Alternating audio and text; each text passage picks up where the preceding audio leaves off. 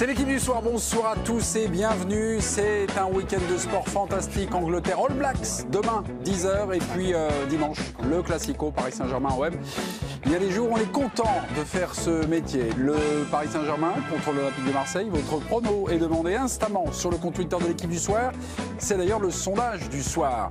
Ce soir, le président est en rouge et noir. Ce soir, c'est le Jalmaz de l'équipe du soir. C'est bon ça, hein?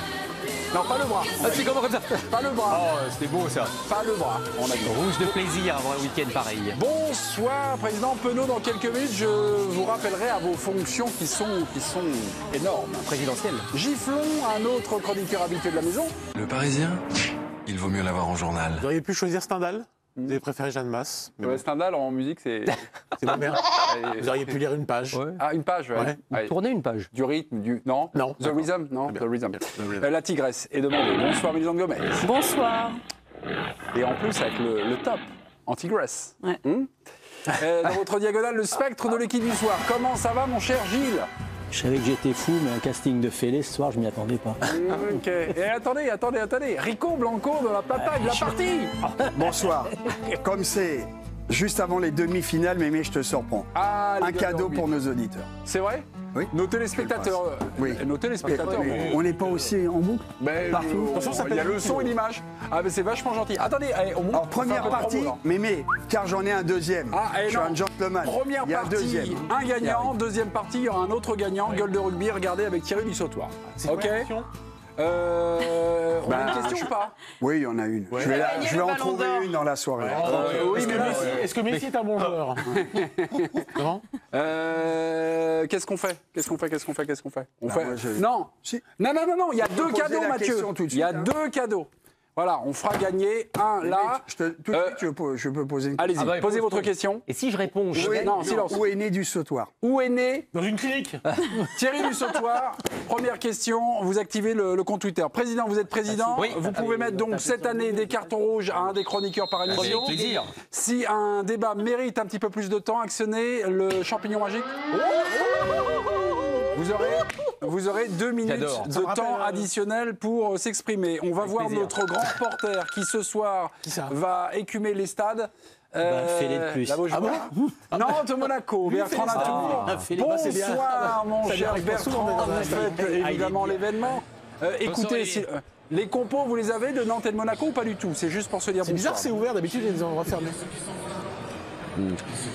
Non, mais bien sûr, contrairement à votre plateau de pommes de terre bien incarné par Gilles Favard, moi je suis droit dans mes bottes. Et évidemment, j'ai composition des deux équipes avec des surprises, surtout du côté de Monaco. Donc on va commencer par l'équipe visiteuse, une défense à 3, c'était attendu, donc avec Lecomte dans les cages, Jemerson, Badiachile et Glick qui vont former les trois en défense. Piston côté gauche, ce sera pas Fodé Ballo-Touré, ce sera finalement Diaz. Du côté droit, ce sera Gelson Martin. La surprise, c'est que Tsetch Fabregas est sur le banc. On s'est interrogé un petit peu parce qu'on le voyait faire le tour du terrain et s'attarder un peu plus que d'habitude. C'est parce qu'il est remplaçant. C'est donc Adrien Silva qui va le remplacer. Également à ses côtés, il y aura donc Bakayoko et Golovin, et évidemment les deux attaquants de l'AS Monaco, Islam Slimani et Wissam Ben Yedder. Et du côté de Nantes, composition traditionnelle qui était annoncée dès ce matin dans les colonnes de l'équipe. Lafont dans les cages, Fabio Palois, Giroto en défense centrale avec Apia, Touré, Abed au milieu de terrain, Simon, Blas et Bamba, et évidemment Koulibaly qui fête son 50e match de Ligue 1 à la pointe de l'attaque. Merci, c'est parfait, c'est la tour, c'est précis, c'est rigoureux. Merci, mon cher Bertrand. Paris Saint-Germain-OM, c'est donc dimanche.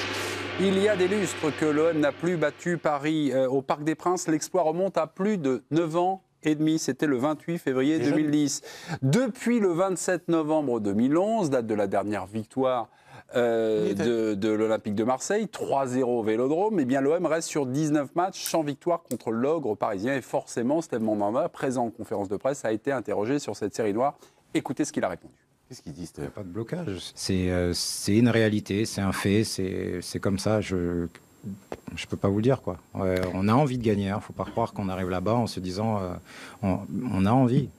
Mais ça se passe différemment. Il y a eu des matchs où on les a accrochés, où on y a cru, et au final, ça a tourné et ça a basculé dans le mauvais sens. Il a répondu, hein, y a-t-il un blocage? Non, il n'y a pas de blocage. No blocage. Comment? No blocage. No blocage. Qui pense qu'il y a un petit blocage? Une question de niveau, pas de question de Il peut blocage. y avoir de blocage. Non, mais qui pense non, après, on peut.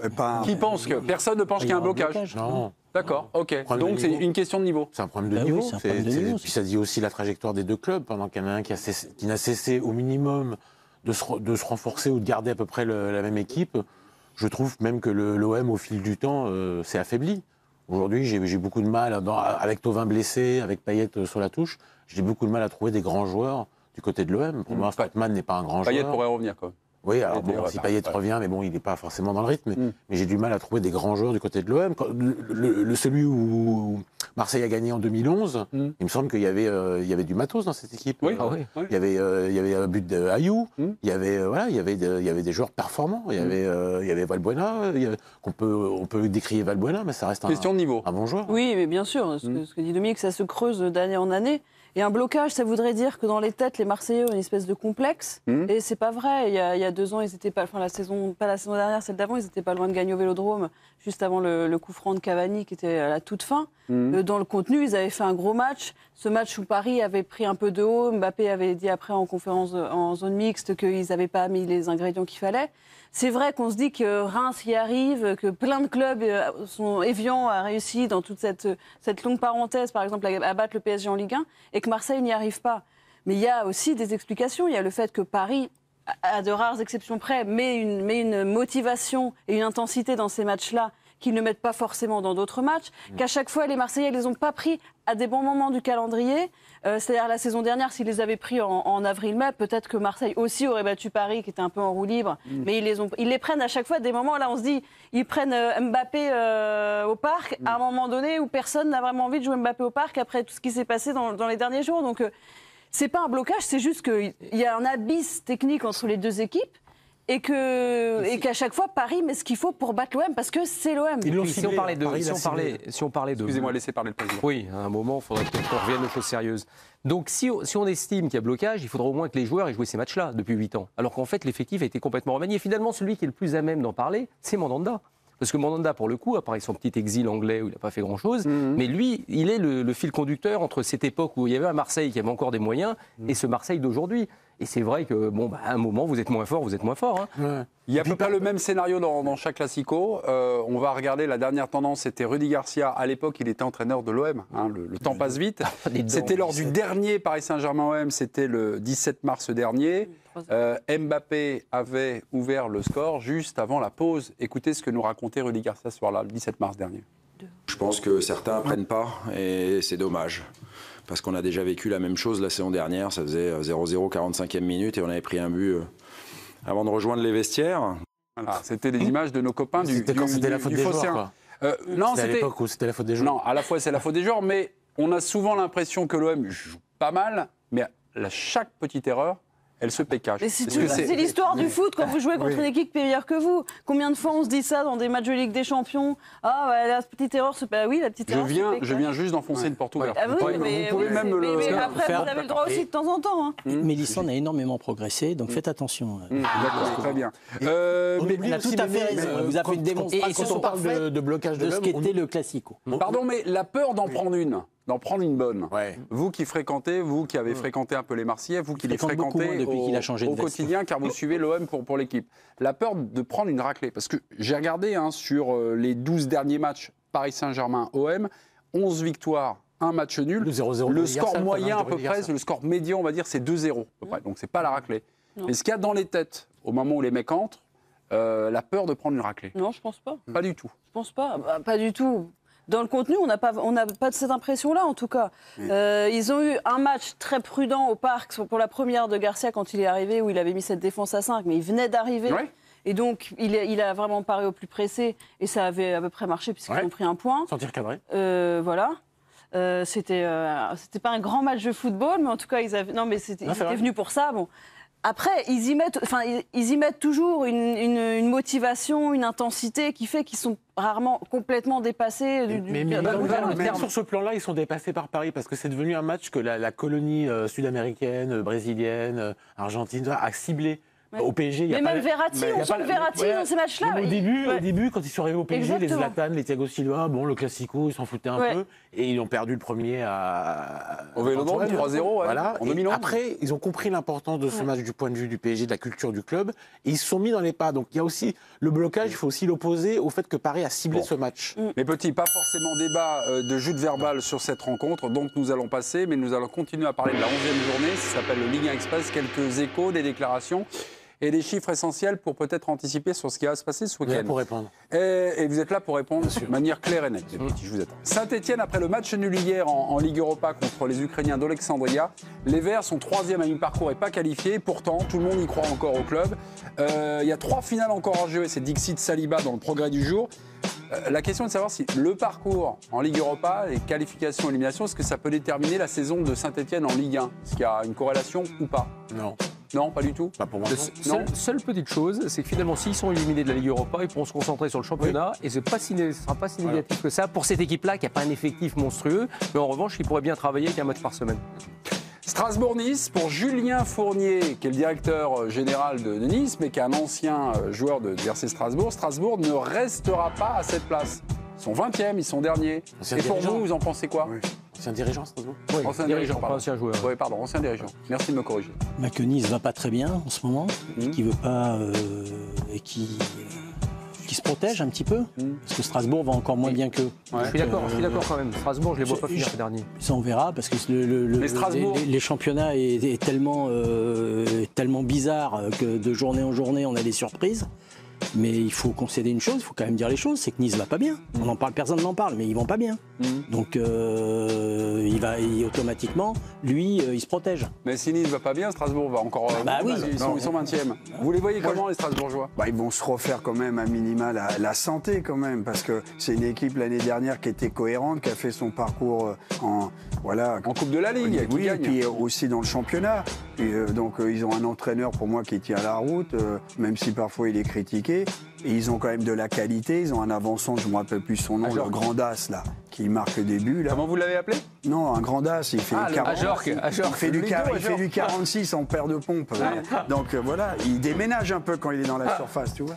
À Nice, c'est dans Nice Matin, Alexis Claude Maurice déclare qu'il n'a pas encore montré son vrai visage. Lorient l'a vendu à Nice 15 millions d'euros.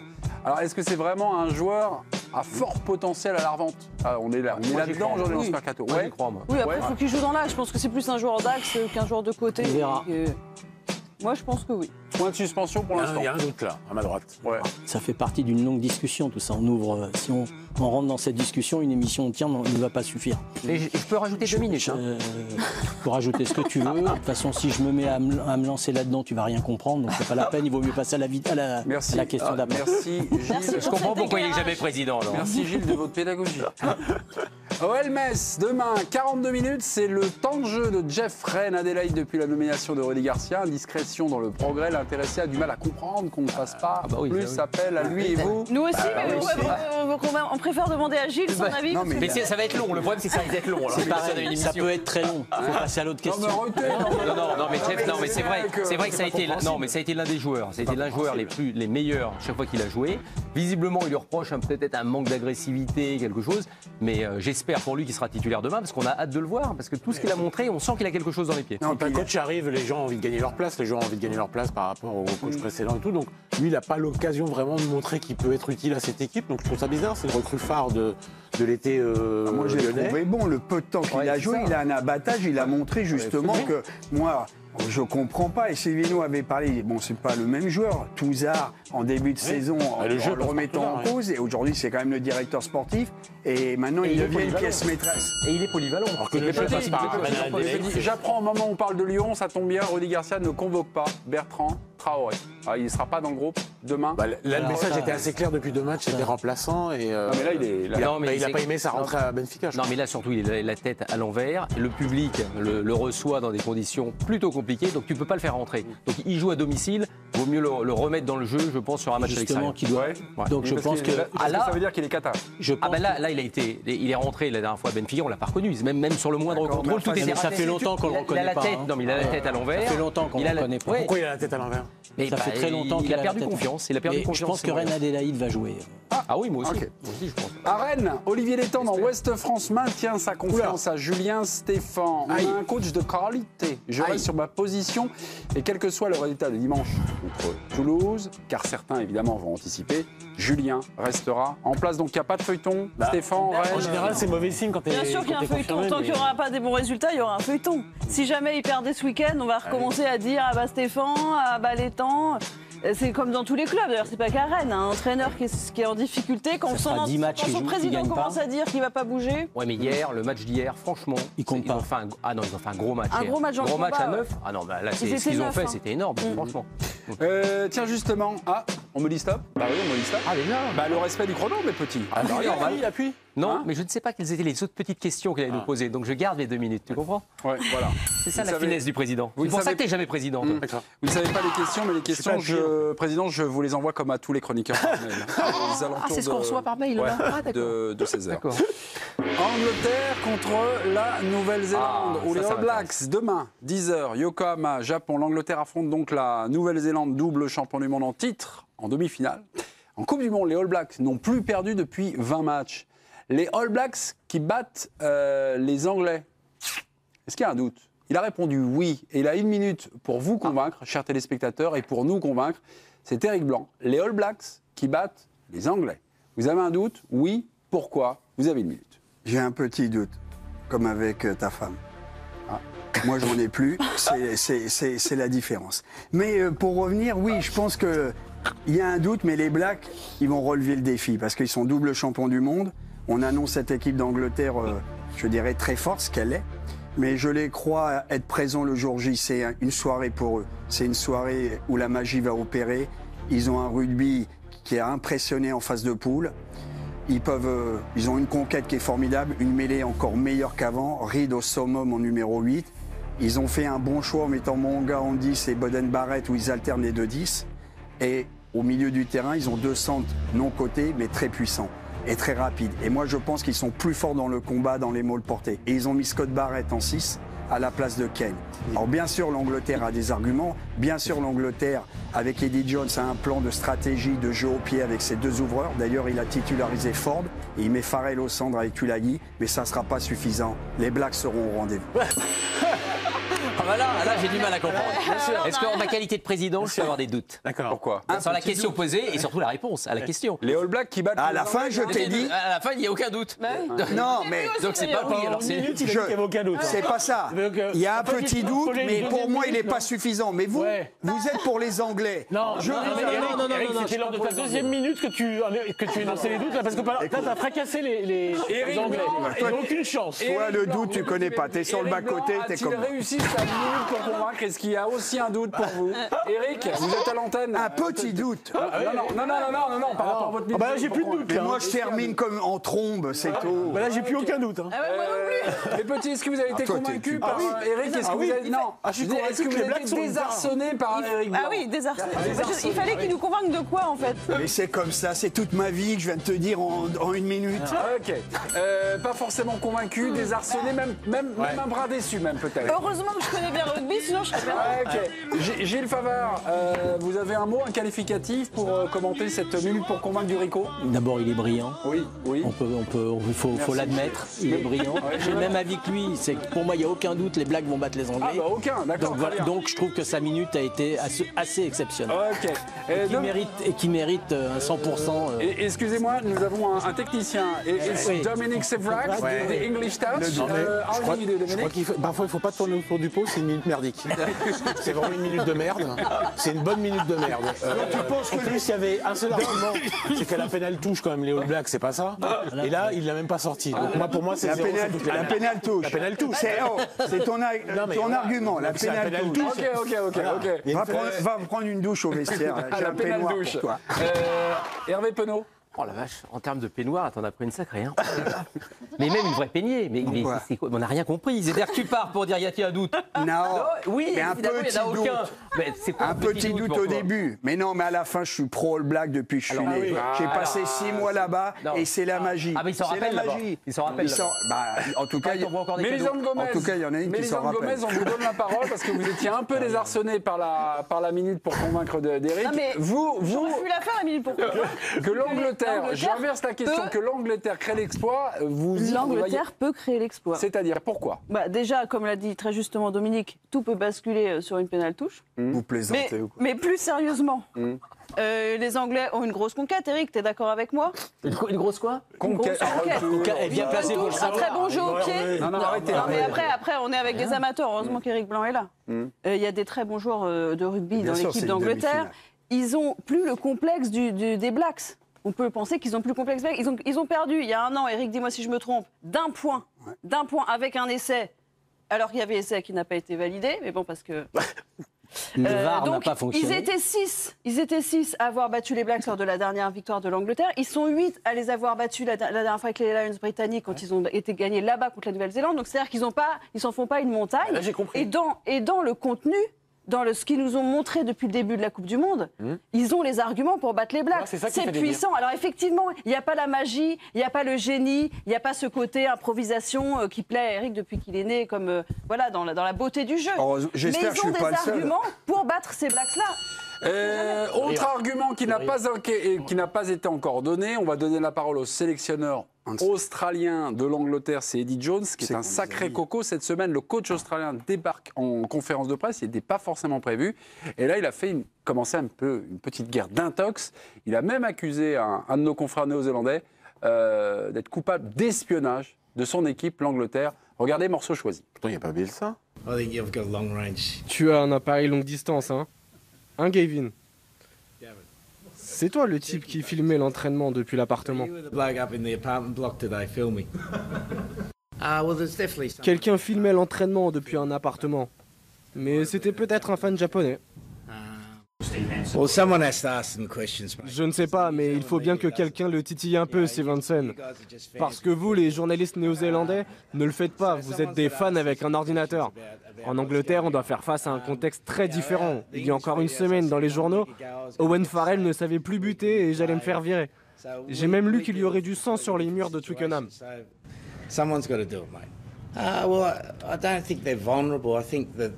Je ne dis pas que les Blacks sont vulnérables, mais la pression est une réalité. D'abord, ils ont ce défi de gagner une 3e Coupe du Monde de suite. C'est aussi potentiellement le dernier match de leur formidable entraîneur et de leur formidable capitaine. Toutes ces pensées traversent leur esprit, c'est sûr. À mon avis, le préparateur mental des Anglais va être le type le plus débordé de Tokyo ces jours-ci. C'est l'histoire qui change, n'est-ce pas ? Un changement dans l'histoire du Japon au moment où nous allons peut-être vivre un changement dans l'histoire de la Coupe du Monde. Ce serait une belle symétrie et je crois au présage. Les All Blacks, comme l'empereur, pourrait donc abdiquer. Sur cette guéguerre psychologique... Moi, je ne crois pas que vous rentriez dans la tête des joueurs comme ça. C'est pas aussi simple. Et ce serait même très simpliste. Là, vous parlez de joueurs monstrueux qui ont un palmarès, qui ont vécu des compétitions incroyables. Et d'un seul coup, par quelques mots, vous pourriez les déstabiliser. Je ne crois pas qu'on en est là. Installer un climat. Moi, il y a une chose qui m'a surpris quand même dans cette préparation de match. Et qui est mine de rien, à l'échelle des Blacks, qui est importante pour moi, c'est d'avoir décidé de changer cette 3e ligne. Scott Barrett qui passe deuxième, 3e ligne. Non, mais juste pour une chose, c'est que d'habitude, les Blacks, ils ont toujours imposé leur jeu. Il n'y a jamais eu de doute vis-à-vis de l'adversaire. Il n'y a jamais eu un moment où les Blacks se sont dit, bah, tiens, on va faire notre équipe en fonction de l'adversaire. Là, on a l'impression que pour une première fois, ils ont quand même la sensation, puisque l'alignement touche des Anglais pas très bon, ils vont mettre... ils vont mettre Barrett en 3e ligne. Non, mais il est bon. C'est pour ça qu'ils le mettent. Oui, il est bon. Donc, ils pensent qu'ils vont le contrer comme ça. Mais ça veut quand même dire que pour une fois, est-ce que tu n'as pas la sensation que les Néo-Zélandais jouent aussi en fonction des Anglais ? La minute pour convaincre, Eric. Non, vous n'avez plus le temps. Vous n'avez plus le temps et surtout, vous n'avez pas convaincu. Oui, mais c'est pas grave. Les Blacks vont gagner. Mais on est d'accord, mais c'était pas la Eddie Jones, quand même, s'il se crache là, il est dans l'Eurostar. Parce que lui, il a annoncé que c'était champion du monde ou rien. Et la pression est quand même sur les Anglais. Pourquoi ? Mais il y a l'Eurostar. Il joue franc jeu. Il rentre d'abord chez lui, embrasser sa femme. On marque une pause, on se retrouve juste après. On n'a pas répondu sur la pénalité touche.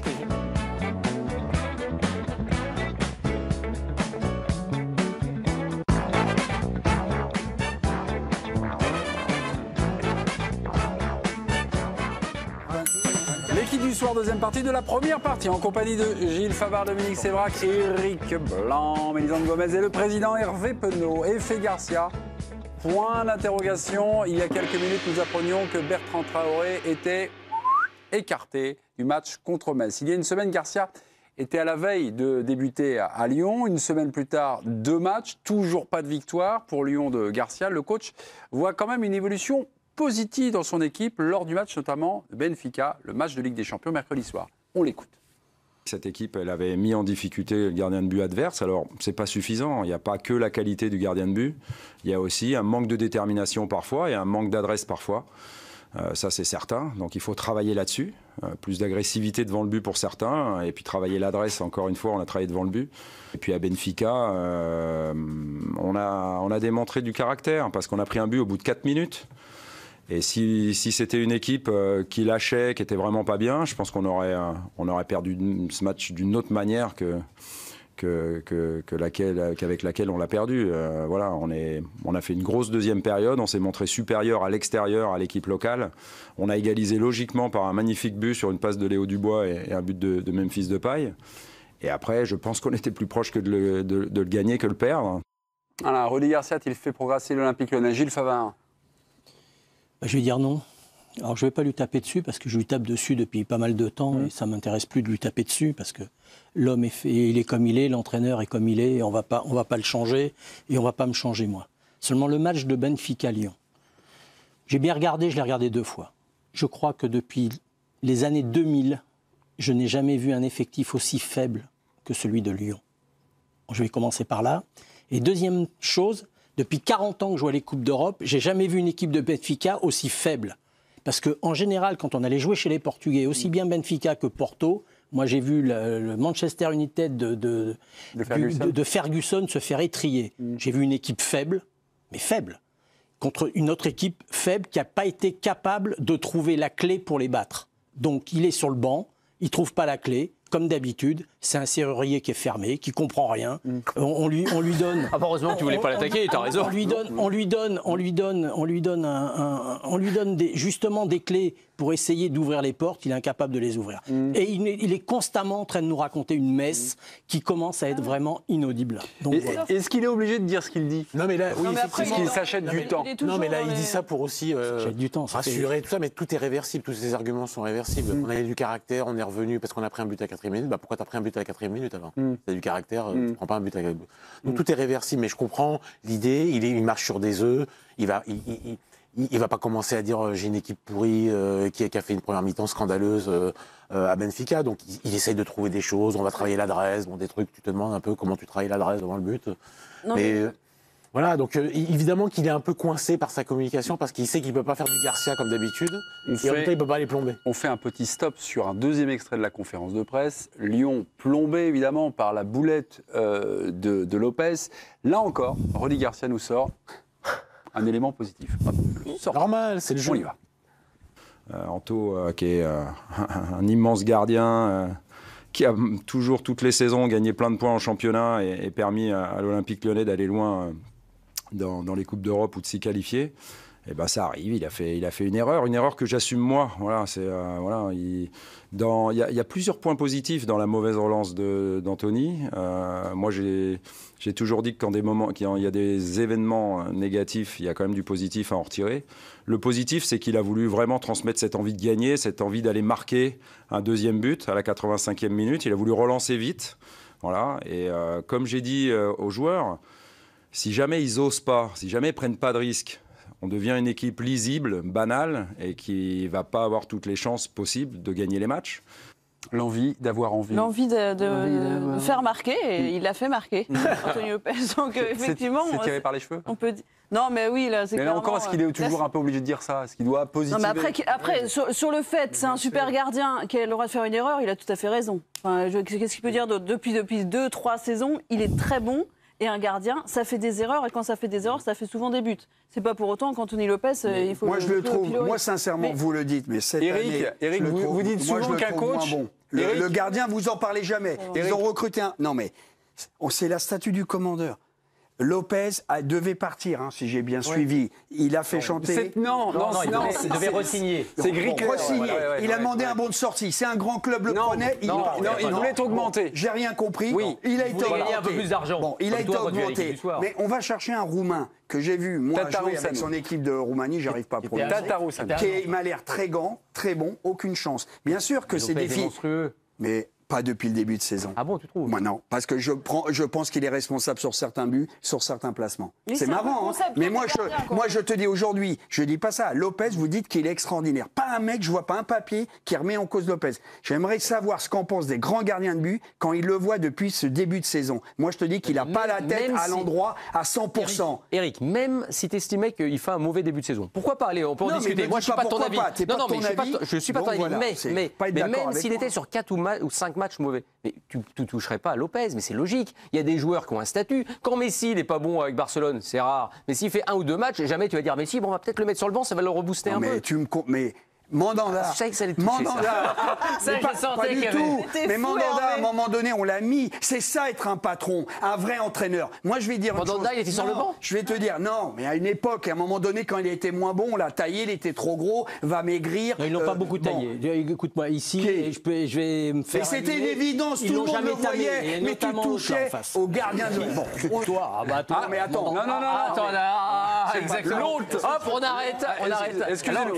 Je déteste. Non, s'il te plaît. Attends, je suis prêt. Juste, Eric, là, on n'est pas dans le rugby. Là, la haute sphère. Je veux dire, à un moment, on m'appelle pas l'autre. C'est la première fois de ma vie qu'on m'appelle l'autre. Donc, pour ce fait. C'est moi? Non, c'est pas toi. Hop, tiens, c'est pour l'autre à droite. Voilà, Gilles Favard. Pour pas que je dise la vérité, on me fout. Pour terminer, je le trouve pas aussi bon et serein que vous le dites ce début de saison. J'ai trouvé que même dans des positionnements, des placements, il est. Vrai ou faux? On a compris. Non, mais toi, qu'est-ce que t'en penses? Toi qui as la science infuse, je veux savoir. Qu'est-ce que t'en penses? Toi qui vois tous les matchs. Dominique Sévrac est convoqué. Particulièrement ceux de Lyon. Non, mais le problème, c'est que Lyon a tellement de mots que j'ai pas suffisamment vu les matchs de Lopez pour être de ton avis et partager ton avis, mais je trouve que ça serait biaiser le débat que de dire que Lyon va mal à cause de Lopez depuis le début de saison. J'ai pas dit Lyon ça. a beaucoup de... Bah non, mais tu fais tellement long. T'as le droit de parler quand même d'un joueur dont on parle jamais. Non, mais tu fais tellement long sur Lopez, alors que c'est pas ça le problème de Lyon. Mais Eric, non.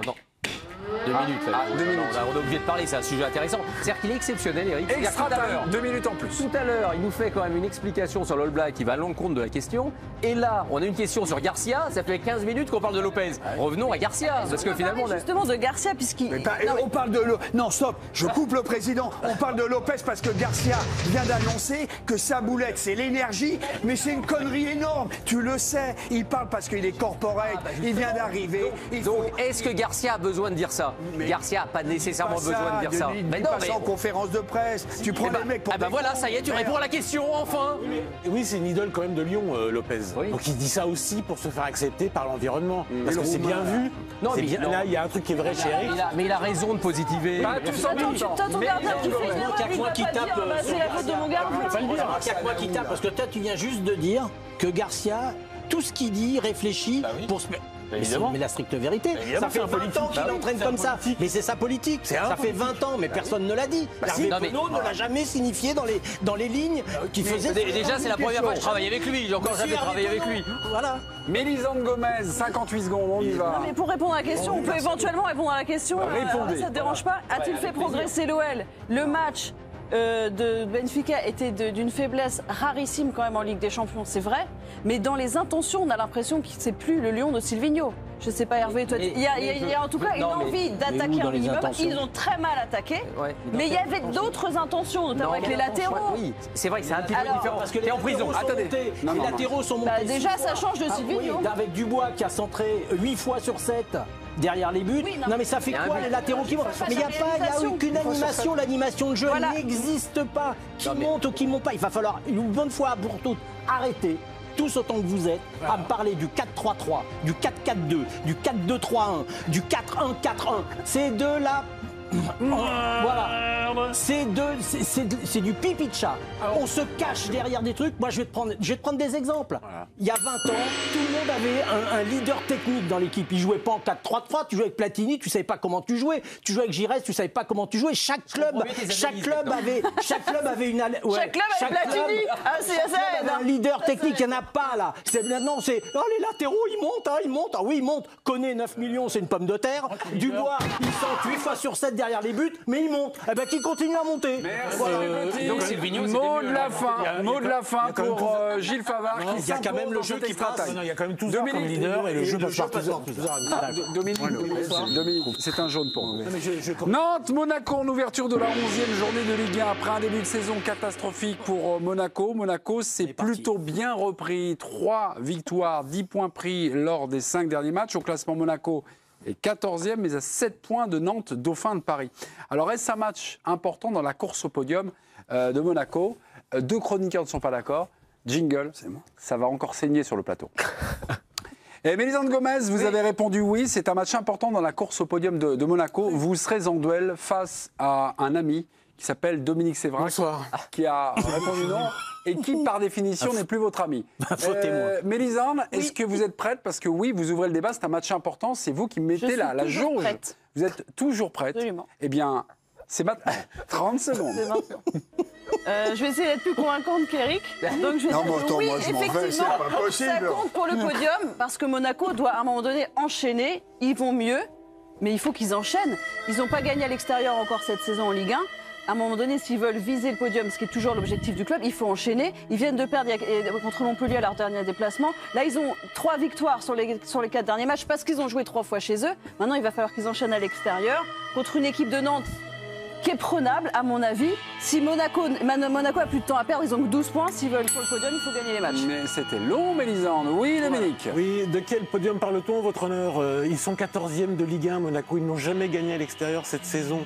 Donc ils sont à 2 points du premier relégable. Il faut peut-être quand même qu'ils installent un petit peu leur jeu, que la saison commence et qu'ils prennent un petit peu confiance avant de se dire qu'ils vont viser le podium. Viser le podium, c'est doubler 11 équipes. On n'en est peut-être pas là. Il y a un quart du championnat qui viennent se disputer. Je vois pas en quoi ils sont dans la course au podium. Juste en ce moment, installer leur jeu, se rassurer, enfin gagner à l'extérieur et après, on verra. Mais là, vous me parlez du podium, c'est complètement hallucinant. Ok, Dominique et Mélisande ne sont pas tout à fait d'accord sur finalement ce match. Comment juger ce match de ce soir? Si c'est un match clé dans la course au podium de Monaco, vous répondez oui, vous votez Mélisande. Si vous répondez non, vous votez Dominique Sévrac. Président, vous votez qui? Mélisande ou Dominique? Eh bien, j'ai pas bien compris les arguments de Dominique, pour tout vous dire. Parce qu'il dit, il joue pas le podium. Oui, mais la question, elle est justement pour cette course au podium. Et cette course au podium, évidemment, que si vous avez 3 points, c'est toujours bon pour vous. Tu t'es arrêté au classement. Mais le classement ne veut rien dire dans ce championnat. Puisqu'il y a 6, 7, 8 points entre le 2e et le 18e. J'exagère. Eux, ils sont à 5 points du podium. 5 points du podium, une victoire à Nantes, il se rapproche de Nantes, qui, pour le coup, est sur le podium. Donc, ça veut dire qu'aujourd'hui, une victoire, c'est important pour une éventuelle course pour le podium. Et comme c'est la question, je suis obligé de donner le point à Mélisande. Dans une course au podium, évidemment. Chaque victoire est importante pour le podium. Alors Strasbourg aussi. Ah bah oui, évidemment. Ah oui, mais d'accord. Évidemment. Donc il y a pas de. C'est important dans la course au podium. Donc il n'y a pas de débat en fait. Il n'y a jamais de débat. Qui est devant toi. Donc il n'y a jamais de débat. Donc il y a débat parce que chaque victoire est importante pour le podium. Quand tu as des bons arguments, il y a débat. Non, pardonnez-moi. Vous avez dit 5 points entre Monaco et Nantes. Il y en a 7. Non, mais entre Monaco et le podium, il y a 5 points. 5 points entre le podium. Oui, mais il y a surtout 10 clubs, 12 clubs. Avant de revoir le podium, tu mets du temps. Parce qu'ils ne vont pas tous perdre. Ah bon, parce que toi, si Monaco gagne 3 matchs de suite, les autres vont tout perdre. Non, mais si tu gagnes 3 matchs de suite, tu ne vas pas te retrouver loin de la 3e place, à mon avis. Dans ce championnat-là. Gilles Favard, justement. 14e, Gilles Favard. Je suis d'accord avec Mélisande. Ouais.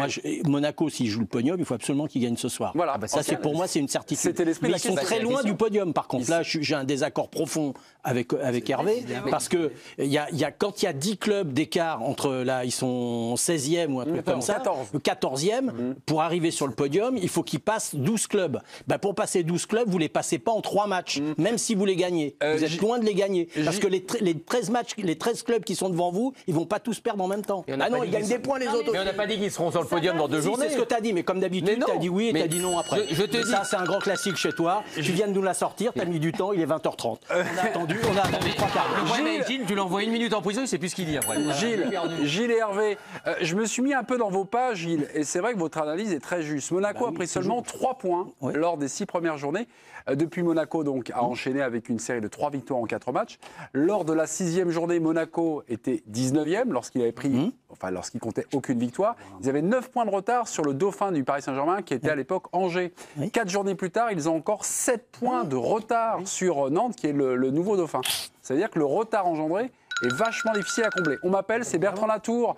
Est-ce un match important dans la course au podium pour Monaco? Bertrand, on vous écoute. Il y a beaucoup de controverses sur le plateau, Bertrand. Je voudrais bien qu'il interviewe Waldemar. Oui, Olivier, évidemment, match déterminant pour l'AS Monaco, comme toutes ces équipes qui visent l'Europe, évidemment, et qui ont très mal débuté le championnat. Et c'était le cas de l'AS Monaco. Il faut quand même se souvenir de la situation de Monaco. Il n'y a pas si longtemps que ça. Après 6 journées, Monaco avait seulement obtenu 3 points. Donc forcément, les points perdus, il va falloir essayer de les rattraper. Monaco est sur une bonne dynamique, puisque sur les 4 derniers matchs, Monaco compte 3 victoires, mais il y a quand même encore quelques éléments à ajuster et quelques progrès à faire dans le jeu, et notamment du point de vue défensif, puisque Monaco est la dernière défense de Ligue 1. Ça paraît saisissant, mais c'est quand même pourtant la réalité. C'est un match clé pour continuer sur cette bonne dynamique et se rapprocher des premières places, parce que l'objectif de Monaco, c'est évidemment la qualification en Ligue des Champions contre un duo d'attaque avec Islam Slimani et Wissam Ben Yedder, qui compte des joueurs comme Fabregas, comme Golovin, comme Thiemoué Bakayoko.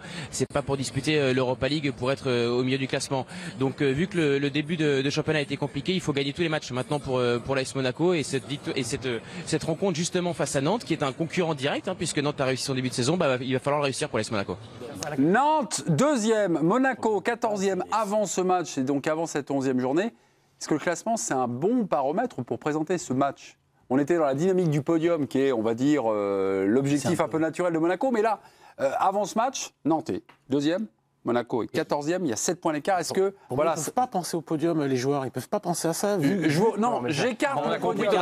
Je ne vais pas remettre une minute. Monaco ce soir, je répète, mon Dominique. Oui, Nantes est 2e, Monaco est 14e. Est-ce que c'est le classement, c'est la bonne jauge pour évaluer les forces en présence ce soir? Ça dépend des séries et des dynamiques. C'est vrai que Nantes, par exemple, sort d'une défaite. Ça dépend, oui, mais alors Nantes, Monaco, je m'explique. Non, mais je vais m'expliquer. Attendez. Je vais m'expliquer. Là, on se rend compte que ce Monaco depuis 3-4 journées n'a rien à voir avec le Monaco de début de saison. Donc évidemment que tous les points perdus, à un moment, ça vous met au classement relativement bas. Donc cette photographie, cet instantané du classement ne veut pas tout dire des forces actuelles en présence. Okay. Ça dit quoi de Nantes alors? Nantes, il faut un très bon début de saison. Pourquoi ça marche pour Nantes, ça marche pas pour Monaco, je crois. Parce que Monaco, tu vois bien que je t'ai expliqué. Tu vois qu'ils sont sur une dynamique beaucoup plus positive que ce qu'ils étaient en début de saison. T'es pas le premier. Entre nous, quand même, Monaco, pour moi, un effectif largement supérieur aujourd'hui que Nantes. Nantes a bénéficié d'un bon début, nouvel entraîneur, ils ont gagné des matchs 1-0. Voilà, ils ont su scorer, pragmatisme. Mais aujourd'hui, pour moi... à la fin de la saison, je vois Monaco tout doucement remonter. Mais moi, je persiste à penser qu'il y a 81 points à prendre. Il y a 27 journées. Vous êtes en train de dire qu'on verra ce soir, puisqu'on est en deuxième partie. S'ils perdent, la saison est terminée. C'est-à-dire, s'ils perdent, Monaco ne revient pas. Moi, je te dis non. Parce qu'il y a eu des remontades. Non, mais pour le podium, tu me dis si ce soir, ils perdent, c'est fini. J'entends Bertrand Latour qui vient pratiquement de dire ça. Bien sûr. Bertrand Latour, il est à Nantes. Nous, on est ici. Bon, mais bien sûr. Arrêtez quand même. Il y a eu des remontadas, il y a eu plein de championnats où des équipes, même le Real, je me rappelle, les remontées. Alors tu vas dire c'est le Real, c'est pas Monaco. Mais ça... T'as vu l'effectif, t'as vu, ils ont une belle équipe, une belle gueule là quand même. Et moi je te dis sincèrement, si Monaco, on verra les déclarations du coach à la fin, s'il y a match nul, c'est ce que je pense, il sera très content, ils auront quand même avancé. Tout doucement, mais ils auront avancé. Eric et les autres, mes petits, j'ai quelques statistiques ou des chiffres comme ça à vous faire commenter. Monaco a la moins bonne défense de Ligue 1 avec déjà 21 buts dans les gencives encaissées. D'accord, mais ça fait combien de buts dans les 5 premiers matchs? Terrible. Non mais quand même, ça reste une équipe 3-0, ils sont fait balayer. Il y a encore eu 2 buts dimanche dernier, c'est à peu près quand ils n'ont pas le ballon. Ils sont pas bons quand ils ont pas le ballon. C'est pour ça que Fabregas est sur le banc. C'est pour ça que Fabregas il est sur le banc ce soir. Exactement. Nantes contre le meilleur ratio but marqué, points pris, 9 buts au total. 19 points engrangés. Ils n'en encaissent aucun à domicile. Pas de but pris à domicile. Donc il suffit de marquer. Enfin, il suffit, c'est plus facile à dire. Non, mais dès qu'on marque un but, ça y est, si vous arrivez à fermer la baraque. Ça va être d'ailleurs le souci de Monaco ce soir. Nantes a gagné ses 4 derniers matchs à domicile 1-0. Montpellier, Reims, Rennes, Nice sont des victimes. Ce que fait Gourcuff avec Nantes, quand même, pour moi. Quand même, l'effectif est. Quand vous dites que c'est un miracle, donc c'est provisoire. Ils sont sur régime, là. Ils sont sur régime, là, Nantes. A priori, je les vois pas finir à deuxième du championnat dans 8 mois. Quoi. Si Monaco marque les premiers assez vite, ils vont faire comment Nantes? Ils vont sortir avec qui?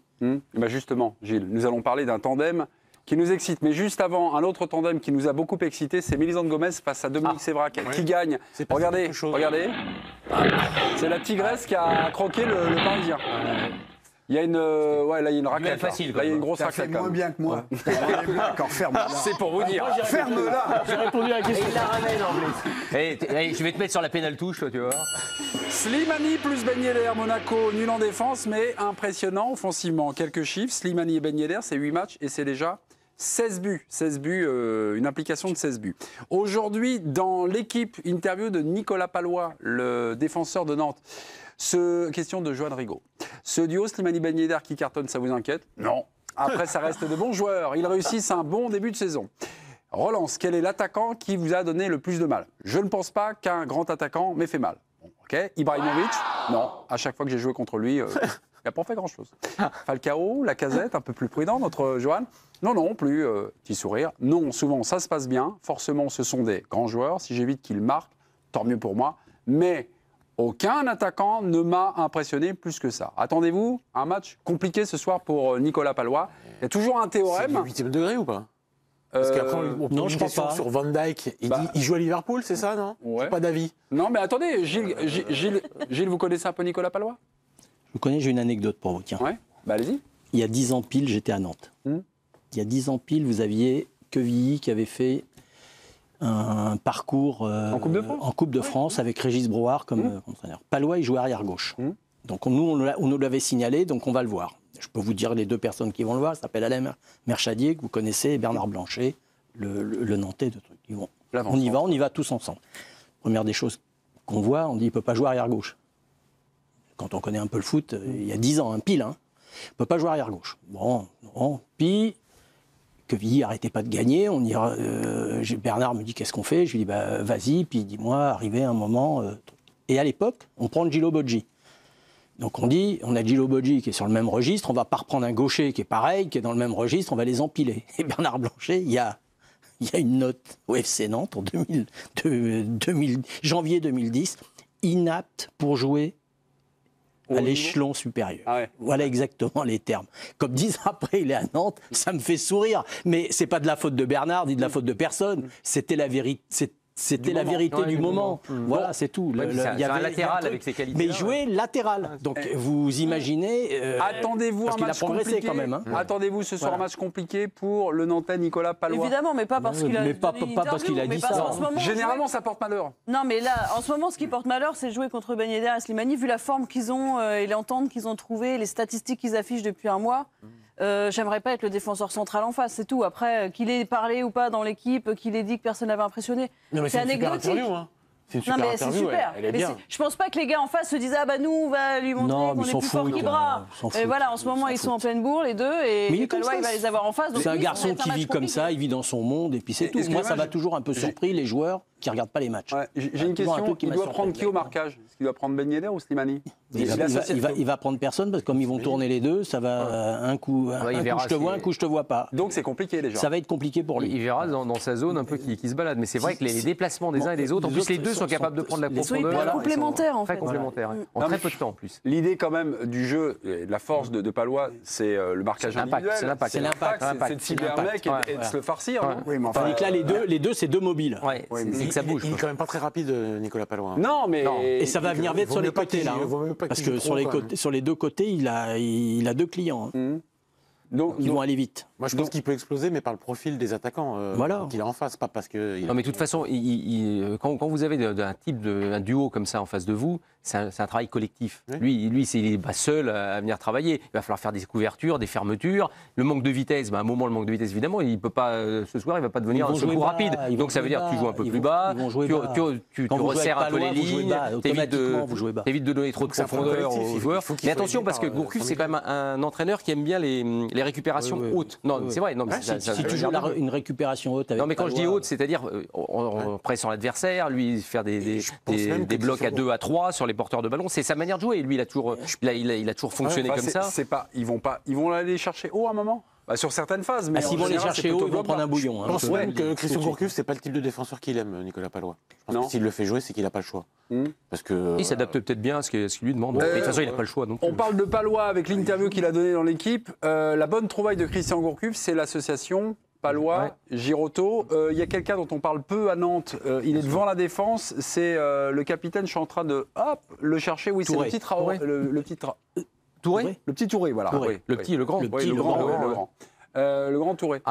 Non, mais les trois, là, ensemble, c'est ce qui donne ce côté imperméable à Nantes. Oui, parce que lui, c'est pareil, c'est un récupérateur de balles intéressant. Franchement, si vous me l'aviez dit il y a 2 ans, mais vous en pensez quoi de Touré?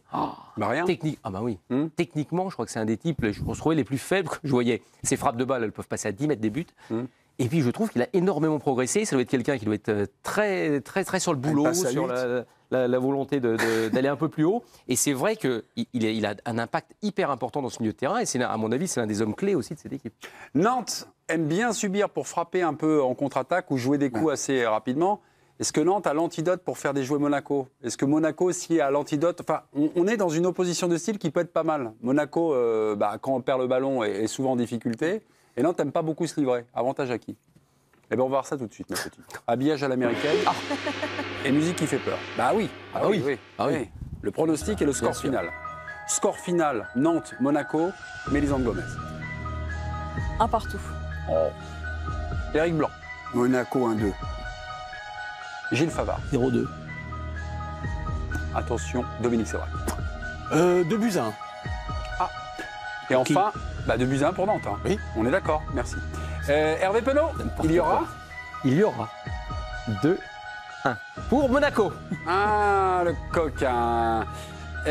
Qui a gagné le livre Où est né Thierry du Sautoir? Voilà, c'est un cadeau que nous offre Rico Blanco de La Plata. Exactement.